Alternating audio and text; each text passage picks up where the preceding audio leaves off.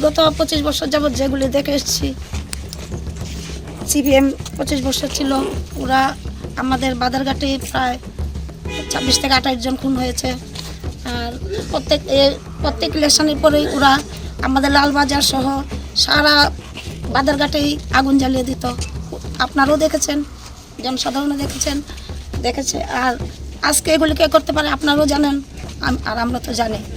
এগুলি কালকে এখানে একটা হঠাৎ বাজারে ওদের একটা জনসভা হয়েছিল, ওই সভা থেকে যার বাড়িতে যখন চলে গেছে, রাত্রে এসে আমাদের পার্টি অফিসটার তালা ভেঙে ওরা এগুলি করেছে, তছনছ করে দিয়েছে, ঘরটাকে ফ্ল্যাগগুলি পুড়িয়ে দিয়েছে।